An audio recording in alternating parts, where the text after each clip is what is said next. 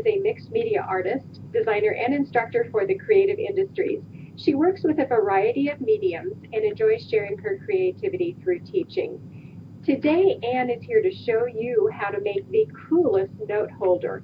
And she has put together a Get Acquainted supplies kit at the Cool2Craft marketplace so that you can create this project. And she will be telling you more about that in her demonstration. So I'm delighted to welcome Anne Butler. Hi, Anne. Hi, Tiffany. Hi, everyone. Today I'm going to show you a cute little post-it note holder that you can make quickly for gifts or for yourself. And you can put a magnet on the back if you want it to go on a fridge. And Tiffany, if you want to put that up, I will put this down to my work surface. There you go.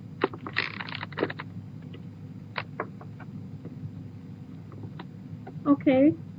I also have a picture of it here on my work surface. I have to move the placard off my... So this is what we're going to be making today. And lots of places have coasters that they use when you go to restaurants and stuff. I just bought a bunch of these coasters, and you can buy them bulk. I am offering a kit, and in the kit we'll have all the supplies to do 6 of these.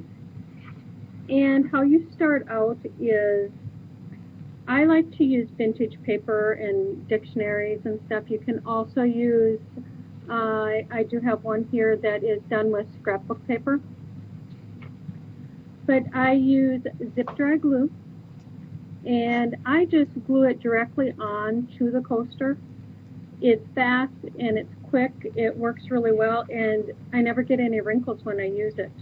So I've already done that here on this one, you can see. And I just put the paper right on top, and then I can cut around it to the exact shape I need, which I've already done here on this one too. So this leaves you with a very bland edge, and I like to give it some color. So I just use Clear Snap. They have the ancient page, and I have brown and black here, and I like to combine both of them. And when I'm rubbing down, I like to go downward, because then you're not lifting the paper up off of that edge, and it keeps it in place. And you don't have to use a little tool like this. You can use your stamp pad directly. I just like to use the tool for just a little bit more control. And this makes the paper kind of pop, just giving it a little bit of color on the edge. It just adds another dimension to the paper, giving it some depth. So that's always nice to do. And I like to go along the sides and cover the sides, and if you can't quite get that with this tool, just take your stamp pad and go, because that gives it a finished edge. Nobody's going to see the back. You can add paper to the back if you want, but it's really important to always get the sides of your projects, anything that somebody's going to see. So after you're done with that, I also have, Sizzix makes a really cool scalloped circle. So I punched a bunch of these scalloped circles out of dictionary pages, and this is what I'm using for my flower. You can see on this finish one the flower, and it's just one of these scalloped circles. And I fold it in half 3 times so that I have my center point, and I open it back up. And then because I have that center point, I can pinch that. And when I'm pinching it, I pinch it and I crumple up my paper because I'm making a rather distressed flower. And the great thing about this is you really can't hurt it in any way. I mean, you're crumpling it up and because it's paper and you want it to look vintagey. So I crumple it up and then I pull it out into the shape of what appears to be a flower.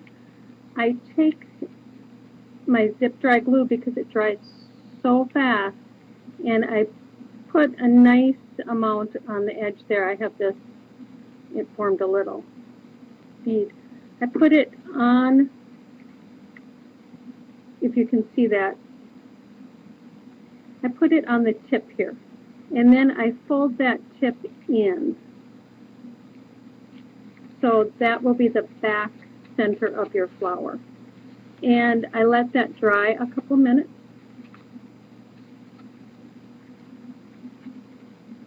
And then I make my own glimmer mist. I know you can buy glimmer mist, but I make my own with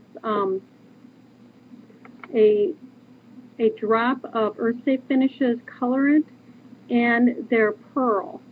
And I just put it in a little tiny spray bottle and fill it with water. And that way I get tons of colors and I can mix my own colors. But their pearl powders give it the iridescent look. And I would spray that flower. This one right here is a double flower. I used 2 of the Sizzix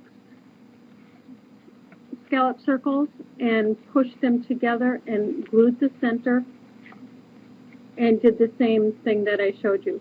This one's just a double flower. And right here I have a triple flower where I used even a piece of tissue paper that I cut for one of them. But you take and spray that and let that dry. I like to spray both sides, even though you're not going to see the back. You're going to see the back edges when it's down there. So you spray that up really nice, let it dry. If you want to speed up the drying, you can use your heat gun. And you will also get in the kit some little scallop ovals and scallop circles. Now what I do with these, I have a lot of these little tiny sets of alphabet. You can get them, I've gotten them at the dollar store, so they're really inexpensive. And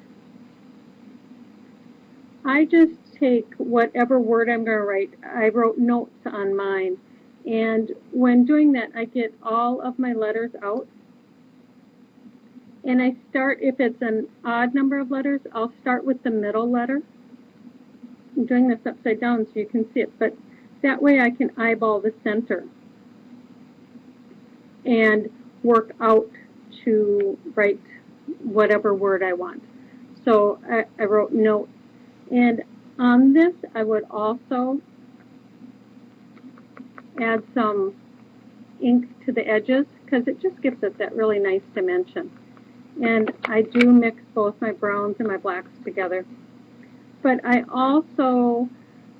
did these scallops in a variety of lots of leftover paper, trying to be eco-friendly and use up what I have. So what I did there, I just put my finger on here and added color to it. So if it's a print, you can kind of see the print through there. Or I know I did some solid ones and solid color ones, but you can do it even like with this yellow. And you can use any color of ink you want. I just like to use browns and blacks a lot because it gives it that vintage feel. But I just add that on there. Take and glue this together wherever you want it on here. Glue this on. take a button and some linen thread, and I just thread the linen thread through there, tie it off, and that would be glued on there also. And on the little binder clip, there's always some little extra leftover paper. I just take a little bit extra and glue right on there, and then I ink that up also. And with the Post-it notes, you just take off the amount you want,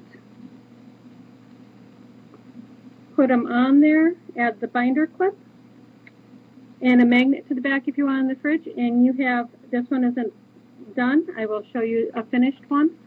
And then you have just a cute